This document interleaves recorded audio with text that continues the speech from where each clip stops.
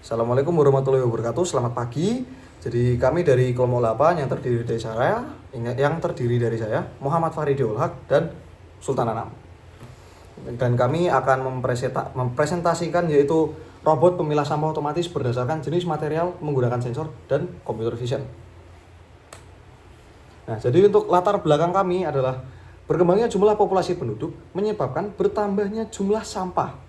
Hal ini menyebabkan proses pemilahan sampah melambat secara signifikan yang berujung kepada volume sampah yang makin menumpuk.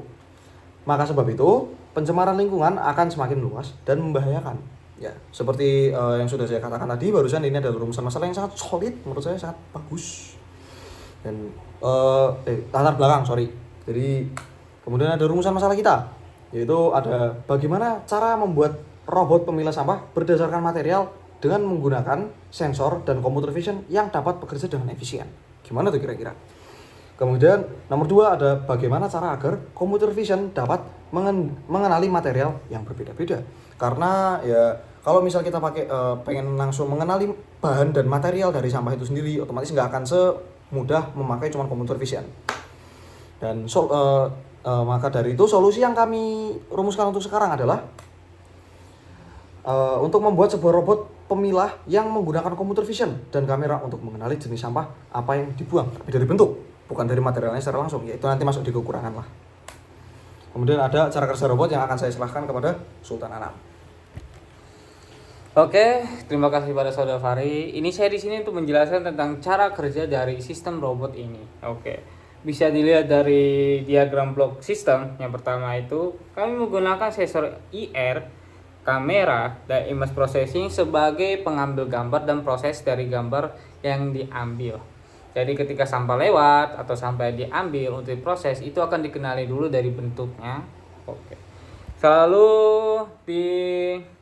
Lalu dilanjutkan ke set detection dan klasifikasi. Jadi ada pengklasifikasikan adalah organik, kertas, kaleng, dan lain sebagainya. Selanjutnya itu controller. Ketika sudah melakukan kualifikasi dan pemisahan, selanjutnya akan informasi akan diteruskan ke controller, lalu akan ada pemisahan secara fisik, kan servo akan berjalan lanjutkan ke tempat sampah. Di tempat sampah akan menyesuaikan dari kategorinya. Oke, selanjutnya di flowchart sistem kami cukup sederhana. Kami menggunakan 5 seperti grayscale, threshold, counter detection, set detection, dan klasifikasi. Ini hal-hal yang terjadi dalam sistem robot yang kami kembangkan. Oke, selanjutnya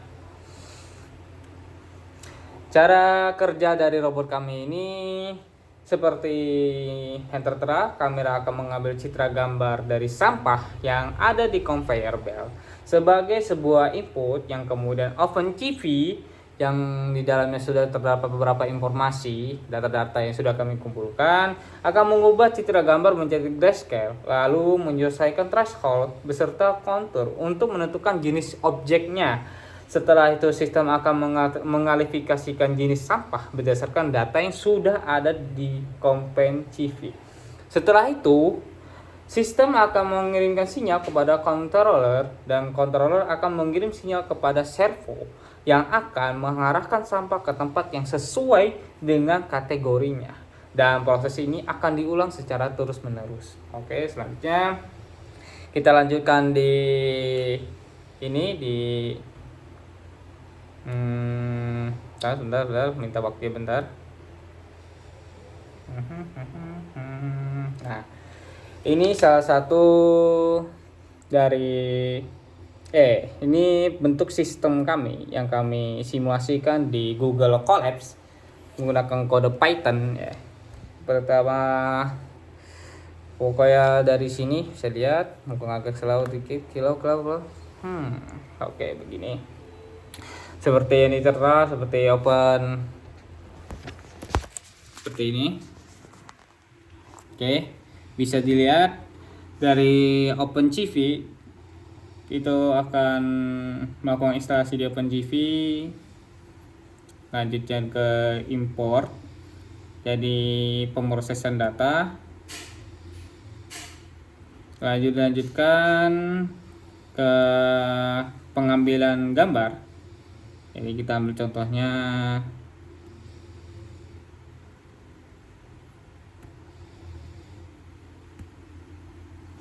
Oke, sudah diambil, lalu akan diubah menjadi threshold. Selanjutnya akan diubah menjadi grayscale. Sudah. Akan diproseskan. Sudah. Lalu akan dikategorikan. Sudah. Selanjutnya akan menghasilkan sebagai berikut. Hasil diidentifikasikan, ini segitiga sebagai organik. Selanjutnya akan dipilah atau dipisah, yang kemudian akan dikerjakan oleh robot yang sudah dikirimi seperti ini. Dan ini alur dari simulasi kami, simulasi sistem kami. Nih. Oke, seperti itu dari simulasi sistem kami yang cukup sederhana. Ini menggunakan Google Colab. Untuk sementara ini kami hanya menggunakan bentuk data segitiga, segi panjang seperti itu. Oke. Saudara mohon diganti. Oke. Kita lanjutkan kepada saudara.